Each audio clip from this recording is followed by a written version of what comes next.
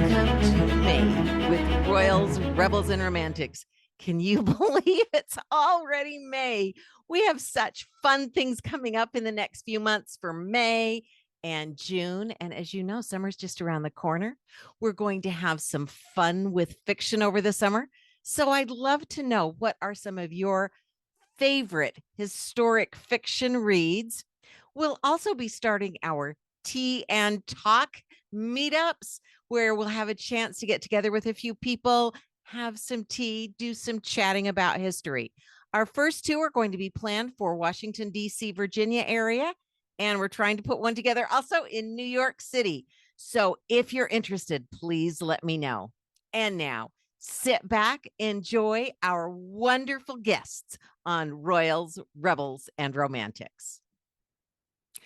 Hi, friends. Since we're coming to the end of May, and that tends to be the month that we commemorate Anne Boleyn, I thought I would dress myself in my Anne Boleyn finery, including my Anne Boleyn headband, surround myself with a few, not all, of my Anne Boleyn books, a cushion, all kinds of things, and share some answers to some of the questions that I get asked about my entry into the world of history, and specifically the world of the Tudors, share how I got started, what I really like. And of course, you might have guessed, for me, it did all start with Anne Boleyn. When I was younger, I was watching the initially BBC and then it became PBS production of The Six Wives of Henry VIII, starring Keith Michelle. And the second episode, as well as part of the first, but second episode especially, with Dorothy Tutton playing Anne Boleyn. And of course, as I go back and watch it now, I realize they include things that maybe aren't historically accurate. They embellish some things. They are going for a really snazzy, emotionally wrought episode here and there. But there were a couple of moments that stood out to me. And one was the moment that got me hooked. And it is during the trial of Anne Boleyn. And that's when I somehow wandered into the kitchen where my mom was watching this. And here is a room on the screen full of men. Some men are in kind of armor. They're in the tower. Other men are wearing these very large wool cloaks, trimmed in all this fur, and they're large men. And in walks this woman, Anne, and she is smaller. They're also up on a platform, so she is lower than they are, and she is a small woman, and yet she carries herself with such presence and just looks at them. Now, in the storyline, there are several men, spoiler alert, who have already been found guilty, and therefore she must be guilty as well. It's pretty clear the script is already written, and things are not looking good. And yet she looks at them, and it takes only a moment before they all rise to their feet in respect. And a few moments later, as they begin to read out the charges, she says, "You cannot try me. I am your queen." It's quite a moment, and that got me hooked. Now, of course, we don't have a video or a transcript of the trial.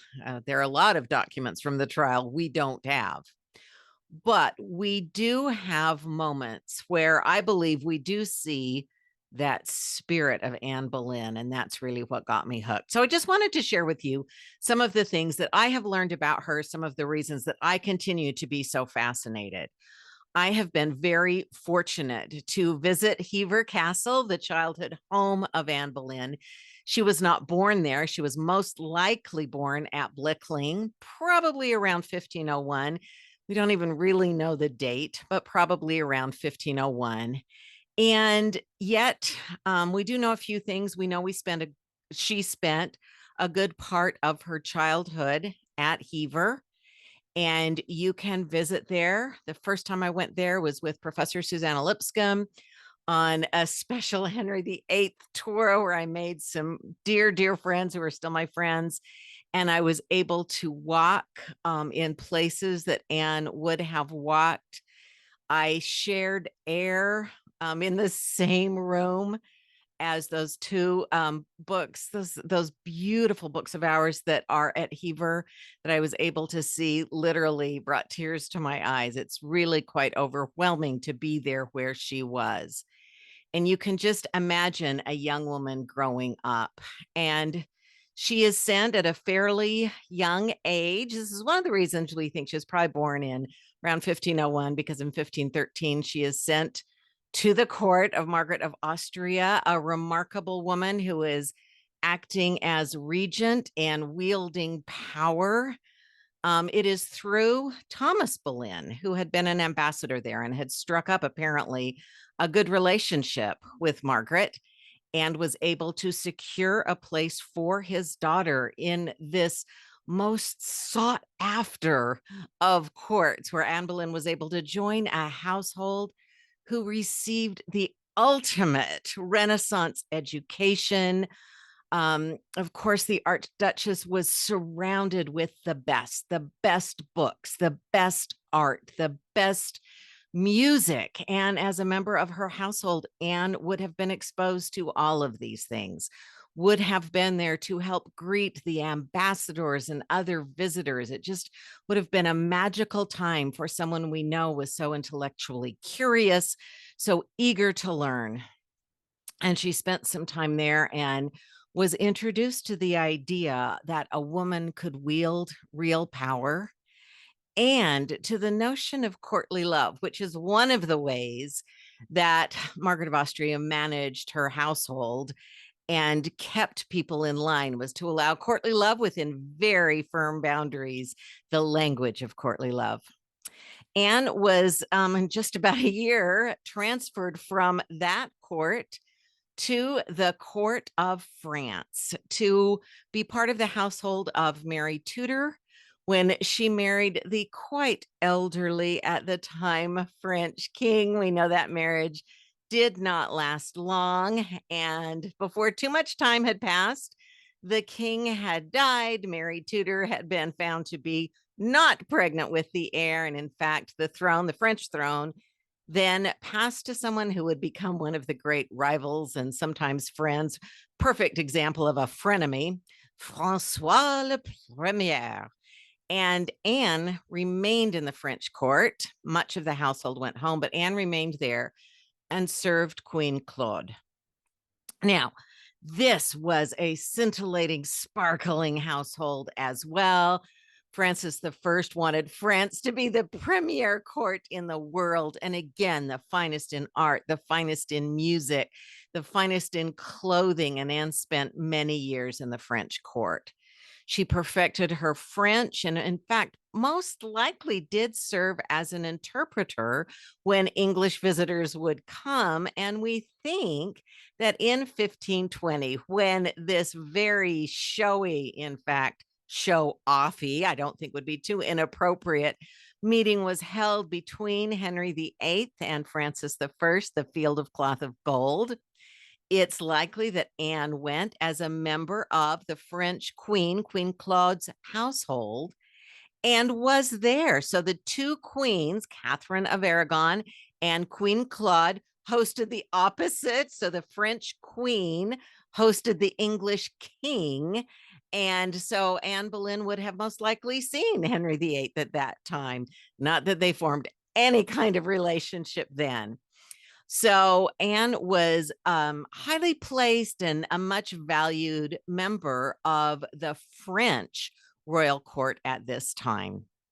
Now, sometime in 1522, she returned to the English court, and we know she was present. There is a record of her being present at the Chateau Vert pageant, which was a celebration, a pageant, just a fun event, entertainment at the highest level, where some of the virtues, including one played by Anne Boleyn, there is a thought that she may have played perseverance.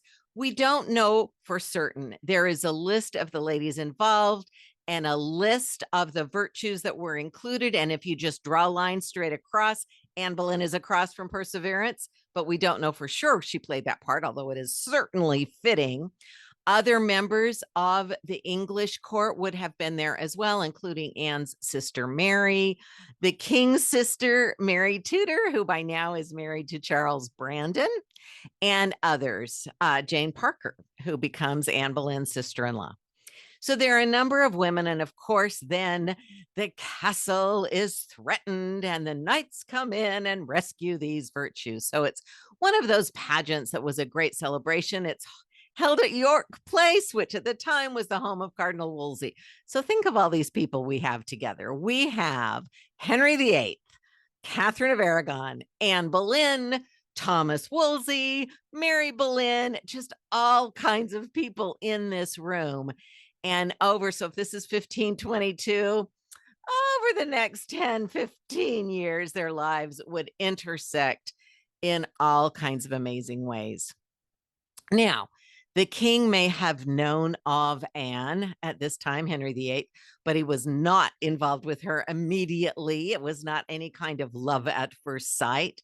In fact, at that time, he was probably involved with her sister Mary around then. We know he had a relationship with Mary Boleyn. There is some speculation among scholars that Catherine Carey, Mary's eldest daughter, although named Carey, and portrayed or presented as the son of Mary's husband, William Carey, may very well have been a daughter of the king's. So that relationship was certainly going on. Anne herself was being considered as a possible wife to resolve a question, a controversy with the earldom of Ormond.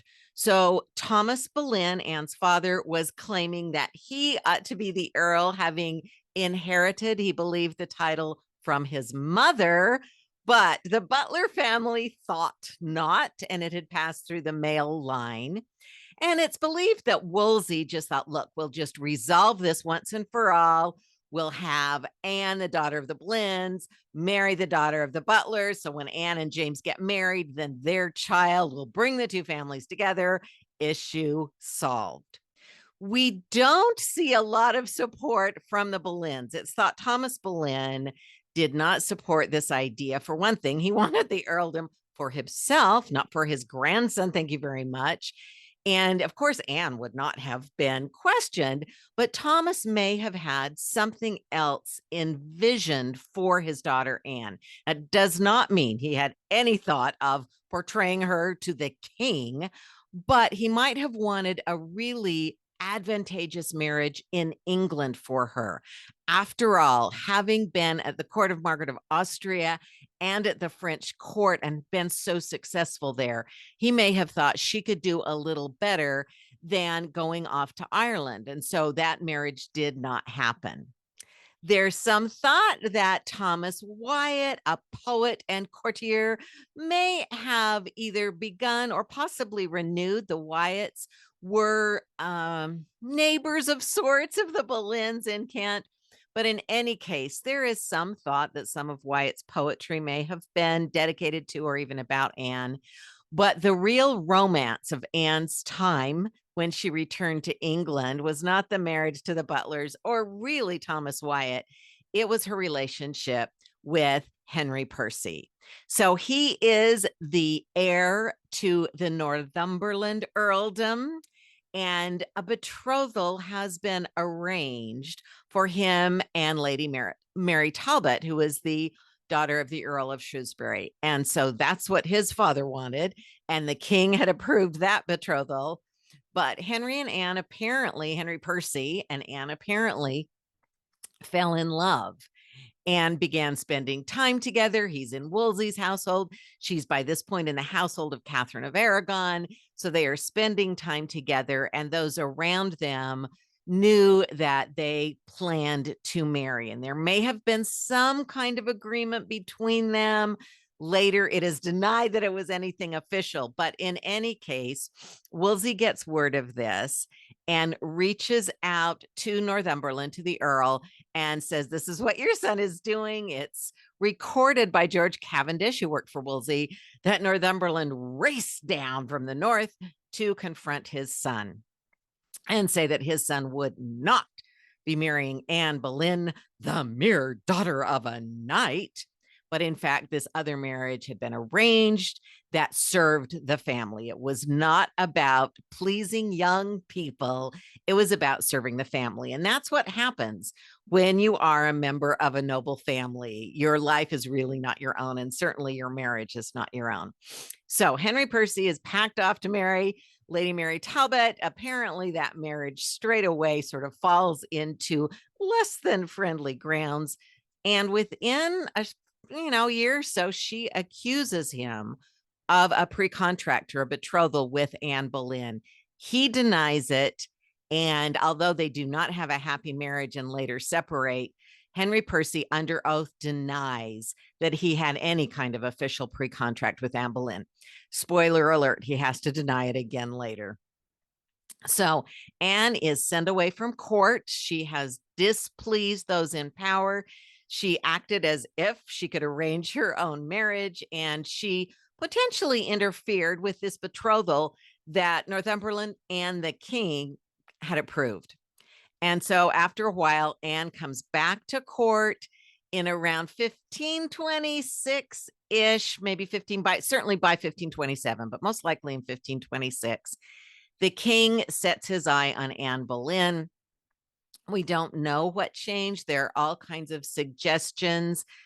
She comes back from court a new woman, or he's moved on from somebody else and is looking. I don't know. But he seems to have originally reached out to her in the game of courtly love and perhaps is playing that game. If we look at the letters from Henry VIII to Anne Boleyn, they are not dated, but we can sort of clump them together in groups. Of course, they are written when the two are apart, and you see some from Henry. There is one in particular where he is obviously very concerned, and he asks her about the love between us two. And you can see he's very agitated about it. And he says that he has been struck by the dart of love for more than a year. So we think this would probably place the beginning of their relationship around 1526. Now, by this time, Henry has been married to Catherine of Aragon since right before his coronation. He married her in 1509. They have had one child who has survived, Princess Mary, born in 1516. They had a son in 1511 who lived for about 7 weeks. And then Catherine very tragically had a series of stillborn children, or children who died right after they were born. And so in 1526, the king finds himself having been married for many years, having been on the throne for that many years, and not having a son. He believes that means he doesn't have an heir. He does not believe a woman can take the throne. And so he's going to have to figure that out.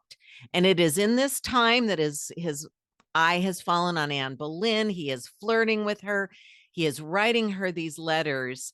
And apparently, because you see the tone of the letters change, he begins to think of her as a possible replacement.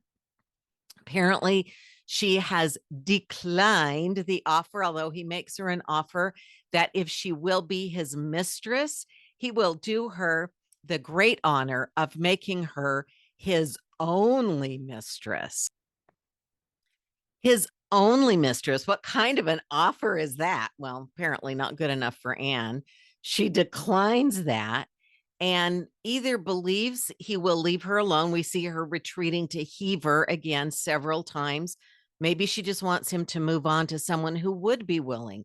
And you would think a court full of women, many of them likely willing. But Henry has really fallen for Anne, and eventually the two decide to marry. We see Henry subtly moving toward, he's not too subtle, but trying to be secret and moving toward having his marriage to Catherine of Aragon. He's not looking for a divorce. He's looking for an annulment. He believes, having read the scriptures in a new way, that the marriage should not have happened, that Catherine was his brother's wife, She, of course, had been married to Prince Arthur before. And although the Pope had given them a dispensation to marry, he believed the Pope should not have done so. The marriage was invalid, and he, in fact, was a bachelor. That's what he wanted to happen and had convinced Anne to marry him when all of this was resolved. Now, that's not as unreasonable as we might think. In fact, popes often granted dispensations either for people to marry or when it didn't work out to find a reason to annul a marriage. This was often done, especially with royals or the highest levels of the nobility. And so, if Henry had had this idea maybe 6 months earlier, maybe a year earlier, it might have worked. His timing was so unfortunate because Charles V, the Holy Roman Emperor, his troops had actually sacked Rome and taken control of the Vatican, and the Pope was acting under the direction of Charles V, who happened to be Catherine of Aragon's nephew. So the Pope is not about to take a move like annulling the marriage of Catherine of Aragon and offending Charles V. Doesn't really want to offend Henry VIII either, however. So the Pope sort of waffles. He agrees that Campeggio can come over and try the case, but that doesn't work because Catherine herself comes and gives this impassioned defense, which Henry, of course, cannot respond to. In any case, the negotiations drag on and on. And during this time, which lasts more than 6 years, Anne Boleyn is keeping the king interested, is keeping the king engaged and committed to this very difficult task that seems to be lasting forever. She is up against a lot of enemies. Catherine of Aragon is incredibly popular with the people, also with the nobility, also with Catholic Europe. And Henry is going so against the grain, and Anne has to keep him going in that direction. It must have been exhausting. And to keep him interested without actually sleeping with him, the two of them having decided, not just Anne, but the two of them having decided that they can't have a child out of wedlock, that would ruin everything. So they are waiting. Well, eventually it becomes clear that the Pope is not going to take that final step and annul the marriage. And King Francis, as we get into 1532, this has been going on since 1526, 27, 28, 29, 30, 31. We get into 1532. Anne is created Marquess of Pembroke, which is given to her as a woman on her own. It's an extraordinary document. It elevates her to a very high level in the nobility. The document is beautiful. Here we have about this large, this gorgeous gold falcon that is part of that official document. And that's the first time we really see that falcon badge used in an official document of that sort. And it is just breathtaking. And so Anne is elevated. Henry then takes her to France, where apparently her old friend Francis I agrees to support the marriage. And perhaps there's a secret marriage either before they go to France or after they get there or on the way back. But in any case, at some point, right around December, January is 1532, becomes 1533. Anne and Henry do start sleeping together, having had some kind of secret marriage, and Anne becomes pregnant very quickly. Now, let's just imagine we're in 1533 now. If Anne is born in 1501, as we thought, she is about 32. Now, right now, today, that is young. But in the 16th century, for a woman to be getting pregnant the first time and to have years of fertility ahead to provide all these sons she has promised to the king, the clock really is ticking pretty quickly for her in 16th century convention. In fact, Catherine of Aragon had ceased becoming pregnant right around the time she was 32 or 33. So Anne must have known all of this and been thrilled that she got pregnant so quickly The king now is pushed into action. By April, his marriage to Catherine of Aragon is officially declared invalid by the man Henry wanted to be, having now broken with Rome, set himself up as the head of the Church of England, appointed his friend and supporter, Thomas Cranmer, as Archbishop of Canterbury. So Cranmer officially invalidates the marriage to Catherine of Aragon, approves the marriage of Henry and Anne. And in May, I wanted to spend a moment in May of 1533, because we don't know when Anne Boleyn was born. We don't even know the year, let alone the month. We think 1501. There are some cases being made for a later date. Because she was sent to the court of Margaret of Austria in 1513, 12 really seems to be an appropriate age for that rather than younger. But again, there are cases made for other dates and we really don't know. But in any case, we certainly don't know the month. And because of what happens in May of 1536, May is a month that is often associated with Anne Boleyn. And here we are talking about Anne Boleyn in May. But I want to talk about May of 1533. Anne is pregnant with a child she is sure will be a son who will take the Tudors into the next generation and be maybe the greatest Tudor ruler of all. I think part of that is true, just not the son part. Anne is also preparing for her coronation, and there are pageants and celebrations in May of 1533 that must have just felt like a dream come true. She and Henry had been waiting for 7 years for this to happen. And finally it is. And this is the peak of her success. May, and then the 1st of June, her coronation. But May must have just been an unbelievable month of excitement and getting ready and rehearsing and all of that. And the coronation, Anne's coronation, was really an extraordinary event. This is the first official public governmental event that was held after Henry has established himself the supreme head of the Church of England. So this is really something new. And something really important and incredibly unusual happens in Anne's coronation, which is, according to multiple contemporary records, she was crowned with St. Edward's crown. If you happen to see the coronation of King Charles, you will notice that he was crowned with St. Edward's crown. That is the crown that is used for the monarch, not for the consorts. And even when consorts are crowned separately, like Anne was, they are crowned with a different crown, not with St. Edward's crown. And so this is the only time we see a consort being crowned with St. Edward's crown. It's a remarkable moment. It may have been Henry just saying, I don't care what all these people think. Catholic Europe's mad. A lot of his own subjects are mad. People are questioning this marriage. He's doing it his way. He's the decision maker. Crown her with that crown.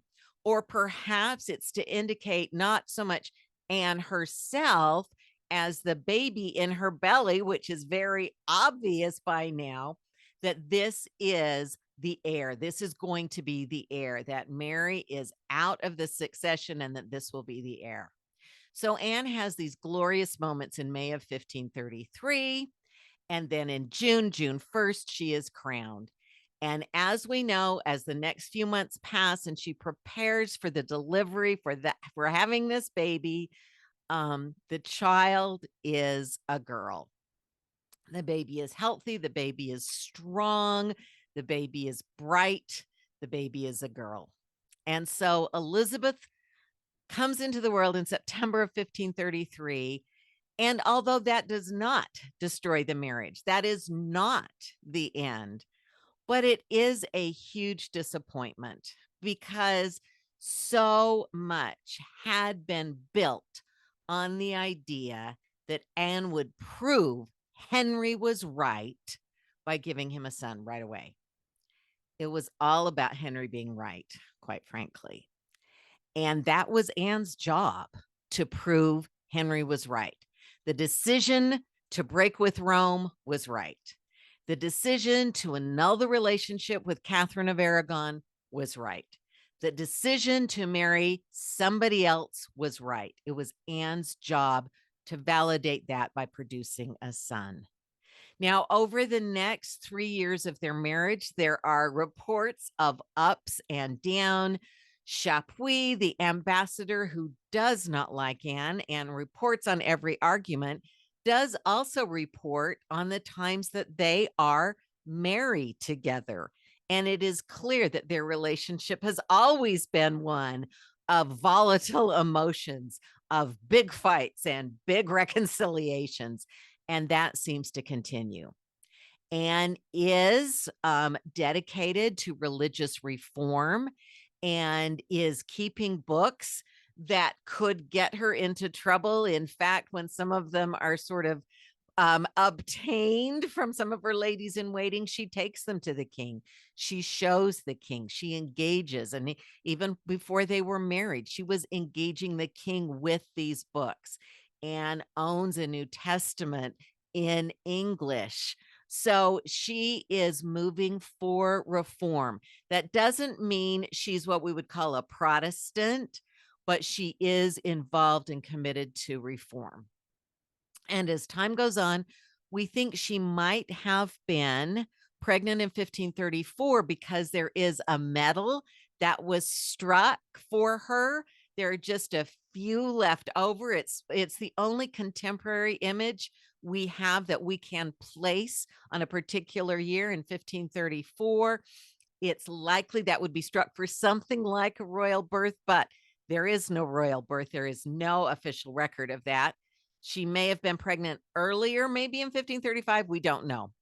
By the end of 1535, she is pregnant again. And as we move from 1535 into this incredibly volatile year of 1536, and if you want to read about somebody who has an annus horribilis even before the late queen, read 1536 by Professor Susanna Lipscomb.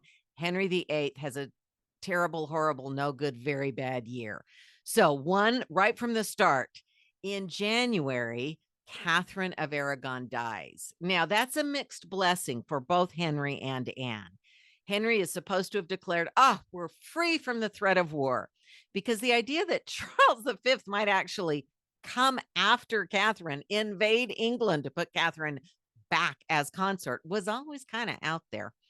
Now that she's gone, better relations can probably be formed with Spain and with Charles V, and that can be resolved. So that's true.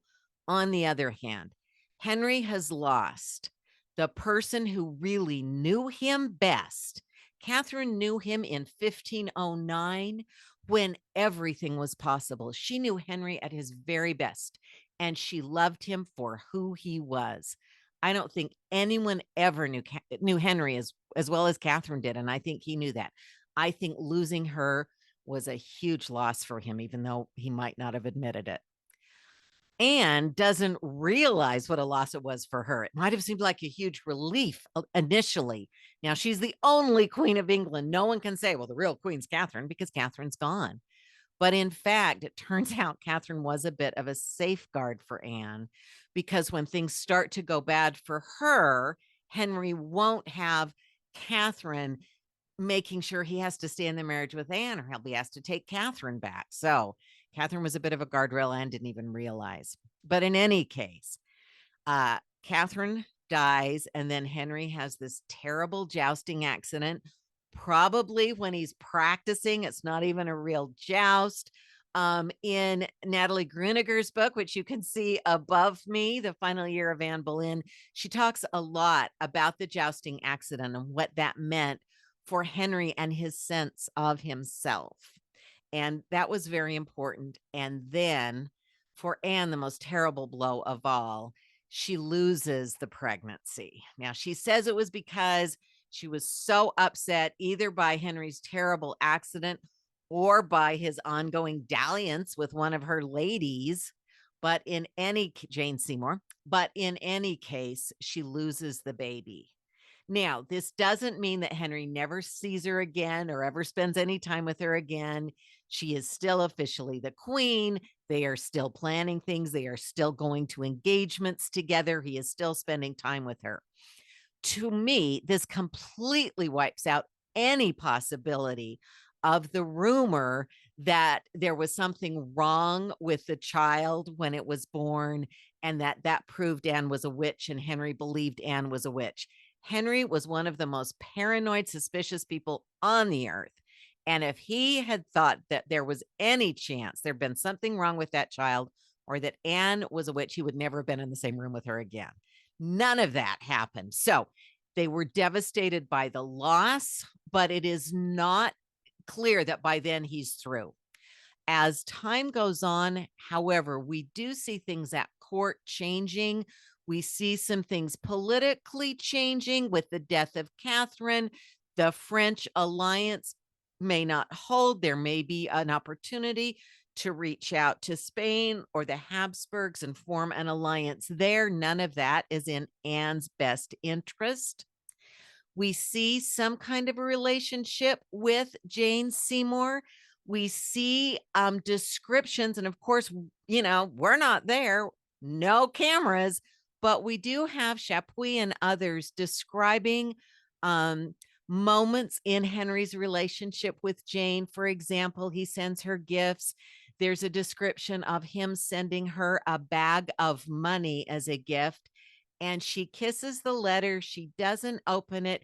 She sends it back with the message that she cannot accept it. But if he does want to give her a gift, perhaps he could give her a gift to celebrate her having made an advantageous marriage. To me, she is clearly being coached by her brothers, the quite ambitious, and we certainly see them as ambitious going on, Seymour brothers and Seymour family. We also see Edward Seymour taking the rooms of Thomas Cromwell at court so that Henry has a bit easier access to Jane Seymour. I think Cromwell by this time has had quite enough of Anne Boleyn and is hoping the king will move on.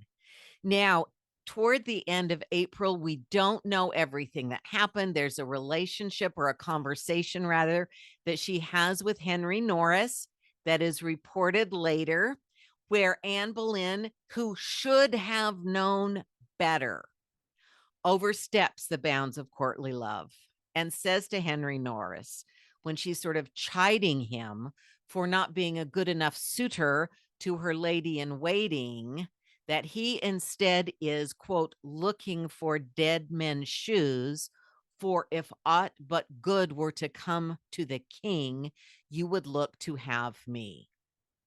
Now, those words, strictly speaking, can be considered treason, because to imagine, or more specifically, to imagine in words the king's death, to plot and plan for the death of the king, is treason. Now, Anne Boleyn was not plotting or planning for the death of the king. She was making a very foolish statement. Norris, according to the report, horrified, and Anne must have realized it too, because apparently she sent him to her almoner to say she is a good woman, nothing is wrong. There's also a description that is made years later to Queen Elizabeth, where someone observed Anne holding up Elizabeth talking to the king, and the king being very, very angry, and Anne pleading for something, maybe related to that. We don't know. But in any case, things are spinning out of control. Anne probably doesn't even realize it. May 1st, however, Anne is still placed next to the king at the May Day joust, probably not knowing that somehow things are underway. There is an investigation underway by that time. Mark Smeaton has been arrested and has, possibly under torture, confessed. The king stands up during the joust, having gotten a message, walks out, and that's it. Henry walks away from his problems. Once he's decided, he never sees Anne again. So again, May 1536, she is sitting with the king in the moments before he leaves as the queen at the May Day joust. The next day, she's arrested and taken to the Tower. And we know what happens. Others are arrested.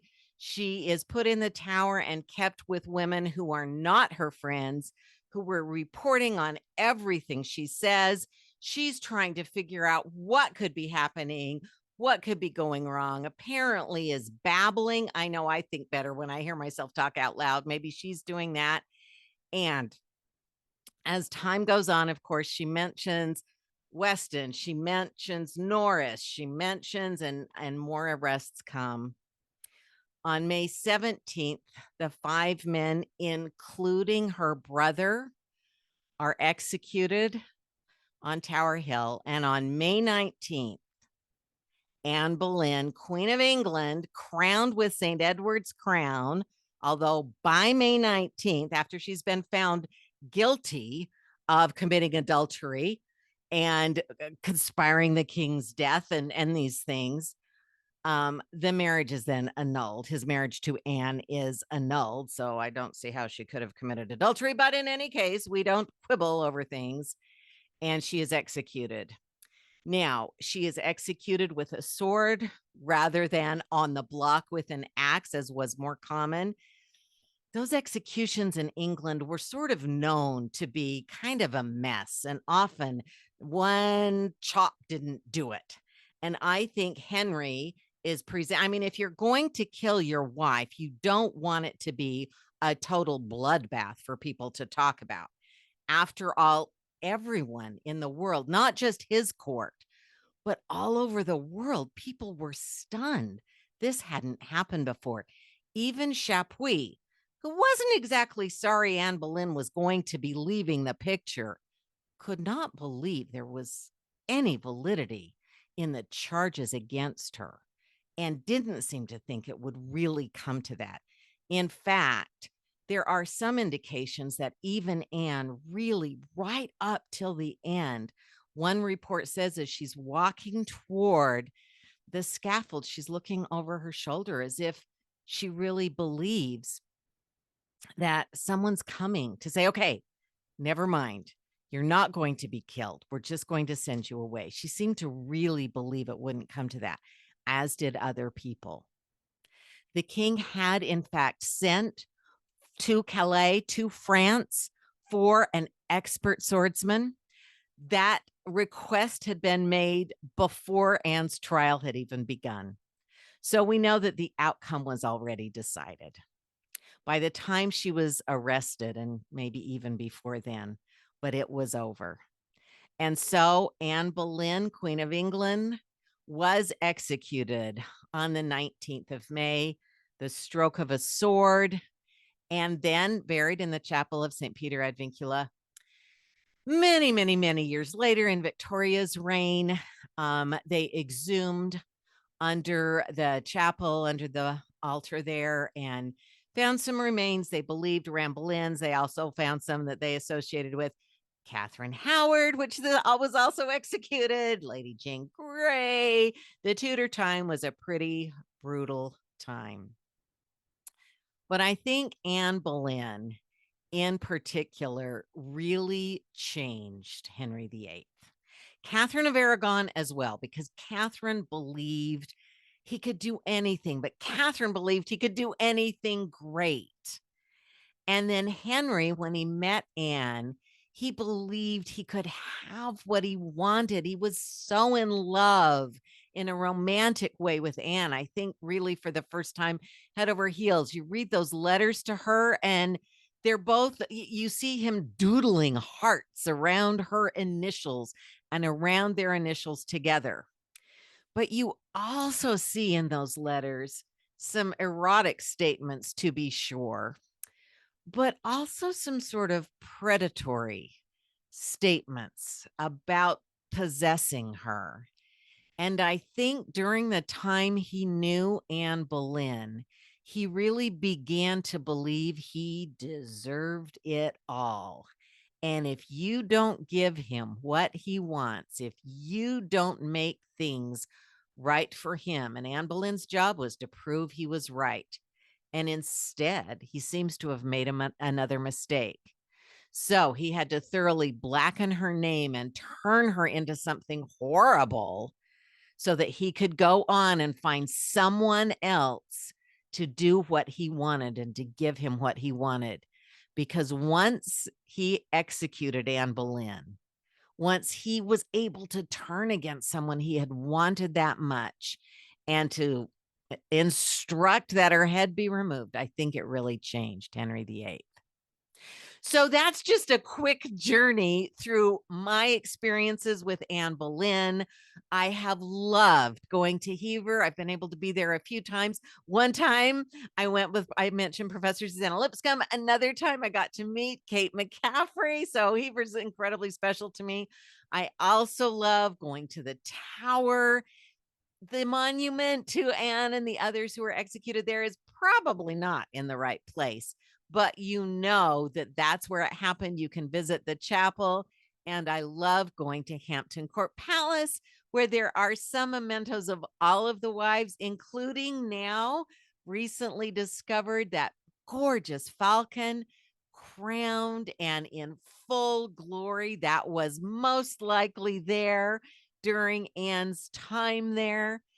And then finally, that same falcon in the Beauchamp Tower at the Tower of London, carved into the wall with the crown gone, most likely by one of Anne's supporters.